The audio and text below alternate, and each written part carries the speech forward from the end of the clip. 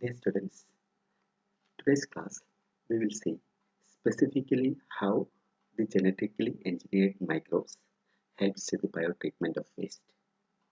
In the last two classes, we saw how uh, these principles of biotechnology can be used for both detection of the pollutants and also how to manage the pollutants.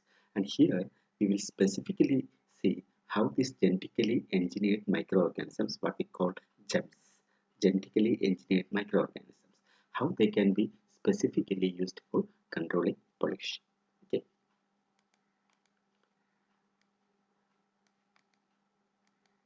So we know that biodegradation is an effective process. Okay, that is used for controlling the pollutants that are present in the natural organisms by help of microorganisms. Okay, so biodegradation is a very effective process of treatment of natural sources, and then, but there are several practical limitations for biodegradation. We'll see what are they. Most importantly, the major problem is that we cannot choose a single organism that can degrade all the pollutants that are present in that particular waste. Okay, so no single microorganism can degrade all the environmental contaminants. That is the one problem.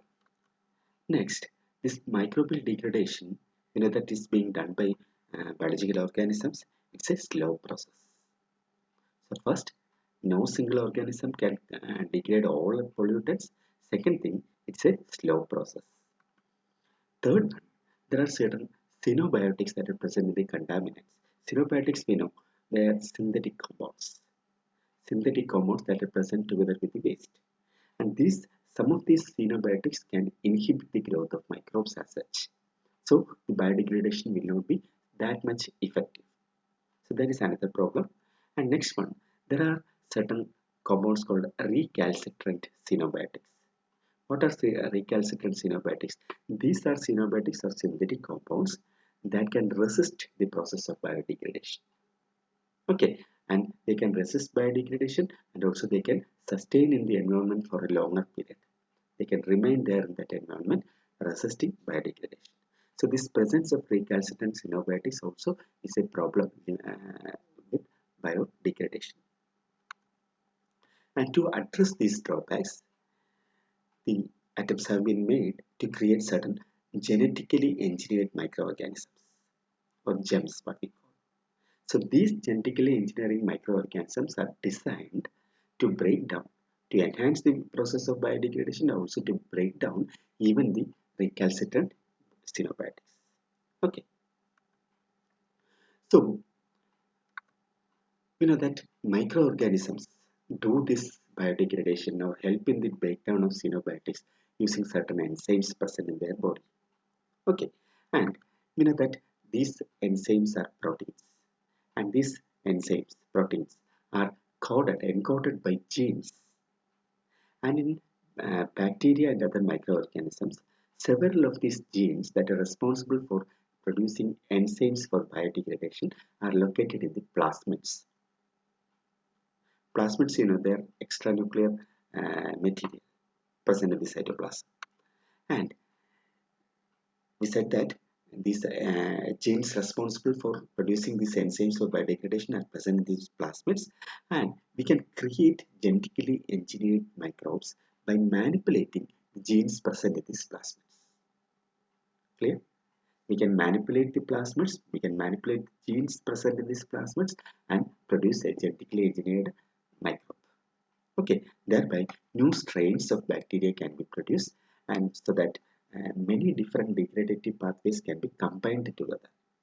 Okay, a single microorganism, a single bacterium can degrade more than one compounds at the same time. That is the advantage of genetically engineered microbes. We'll see in detail how this is possible. And when two plus, for example, we take two bacteria degrading two different synthetic compounds, and they have two plasmids each, and if these two plasmids contain homologous regions of DNA, they can recombine together, they can cross over. Okay, and that result in the production of a recombinant plasmid with the combined function of both the plasmid. So instead of using each one of these microorganisms, each one of these bacteria, we can use a single bacterium containing both these plasmids. That is genetic engineering. Okay. Best example is, we have already mentioned this about superbug. Superbug produced by Dr. Anand Mohan Chakravarti. So this was the first successful development of a new strain of bacterium. Uh, that is a genetically engineered version of Pseudomonas, and this was also done by plasmid transfer by Dr. Anand Mohan Chakravarti and his co-workers in 1970s. And what they did was that uh, they used different plasmids and constructed a new bacteria called superbug, which can degrade a number of hydrocarbons of petroleum simultaneously. So oil degradation. Okay, oil degradation, to help oil degradation, this superbug was created. And as we mentioned in the last class, superbug was the first genetically engineered microorganism to get a patent. Now we'll see what were the steps behind the creation of superbug. So this superbug, or the genetically engineered version of Pseudomonas, can degrade four different components of petroleum: camphor, octane, xylene, and naphthalene. Okay, first, the bacterium, for genes for producing the enzymes that can degrade each one of these camphor, octane, or xylene, and naphthalene are present in different bacteria. The first thing this team did was that a bacterium containing CAM gene, that is, that gene responsible for degrading camphor, was conjugated with another bacterium having the oct gene, that's the octane degrading gene. Clear? A bacterium containing camphor degrading plasmid was conjugated with another bacterium containing octane degrading plasmid. So this is a bacterium containing a plasmid having the gene for degrading camphor. This one is the another bacterium containing a plasmid having the gene for octane degradation, and these two were conjugated. Okay, and these two genes, octane and camphor degrading genes, were non-compatible. Non-compatible means they cannot coexist together in a bacterium. Okay, so they cannot coexist together in the same bacterium, but there were certain homologous regions of the DNA, so that in both of them, so that the recombination took place between them. Crossover. See, this plasmid got crossed over with this one. So instead of having two plasmids, two bacteria having different plasmids for camphor degradation and octane degradation, now by conjugation we can make a single bacterium containing both these properties. So this bacterium can degrade both camphor and octane. Clear? So this bacterium possesses the degradative genes for both camphor and octane. Likewise, another bacterium with xyl gene, that is xylene degrading gene, was conjugated with the naphthalene degrading gene.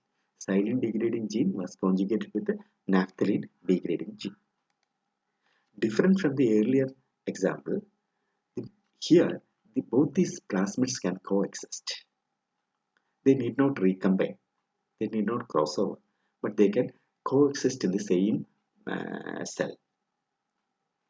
So this is a newly created bacterium, contains genes for both the, here also, even though it was not recombined, both these plasmids was present in the single bacterium, right?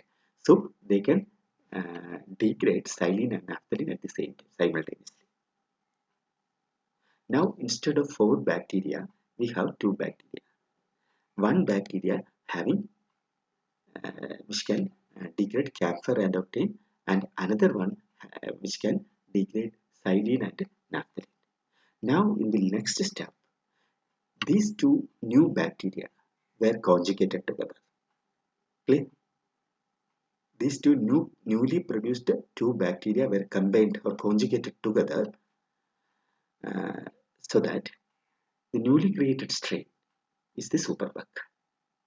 that carries both camphor, octane, xylene, and naphthalene and degrading plasmid. Clear? So this is the first recombined plasmid. This is newly recombined plasmid. So when these two were conjugated, see this new bacteria, final superbug. This is a superbug. Superbug contains what all? Camphor, octane, xylene, and naphthalene degrading uh, plasmids. Okay. And another property is biosurfactant producing genetically engineered microbe. So this was also developed by the same team, and uh, using the microbes Pseudomonas aeruginosa that can produce glycolipid emulsifier, a biosurfactant which can reduce the surface tension of the oil-water interface. The surface tension between the oil and the water can be reduced so that this bacteria which we employ for degradation can act upon easier. Okay, so this reduced surface tension promotes biodegradation of oils. So this genetically engineered microbes can be used for both effective biotreatment of waste containing oils. Petroleum uh, contamination can be effectively degraded by using this genetically engineered organisms. Another one is certain other synthetic compounds like vanillate and SDS. A new strain of Pseudomonas species has been developed for the degradation of vanillate. Vanillate is a waste product from the paper industry. And also sodium dodecyl sulfate, which is a compound used in detergents. These two can be degraded by using a modified strain of Pseudomonas. And we know that we have seen that these gems or genetically engineered microbes are a boon for pollution abatement. Okay, we can very easily handle them for degrading, particularly oil products. Okay, so but we should be concerned about how much safer what engineered organisms are. So this is a very much debated issue, and uh, since this is a new organism, when a new organism enters the environment, there are several problems. They may disturb the ecological balance and may cause harm to the habitat. It's just like introducing new fishes to a habitat. Decades ago, when we introduced tilapia into the Indian waters for the food security purposes, what happened later we all know, because they fully dominated the ecosystem and all the indigenous species got disturbed. Likewise, a new organism, once it enters the environment, it may disturb the ecological balance and cause harm to the habitat. And some of these are all microbes, right? Bacteria, right? So some of these germs may get virulent. They may regain their virulent properties, toxic properties, and may cause harm. And since there are so much of risk involved in the use of the germs, they are actually restricted from entry into the environmental fields. They are restricted to be used in the natural habitats. Then what is the use of these germs? And they are largely confined to the laboratories and certain fully controlled processes like biodegradation that employ bioreactors, large bioreactors in sewage and all other purposes. Okay, so when we create and use these gems, so much of precautionary measures are taken so that the risk associated with their use will be minimal. Okay, so uh, we should keep in mind that the biotechnological wonders that gems may create may be possible only if we address the associated risk associated. Okay, and should be biosafer.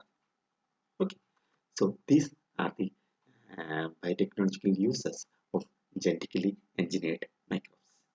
Okay, so thank you very much. I hope you understood this topic, and if you have any doubt,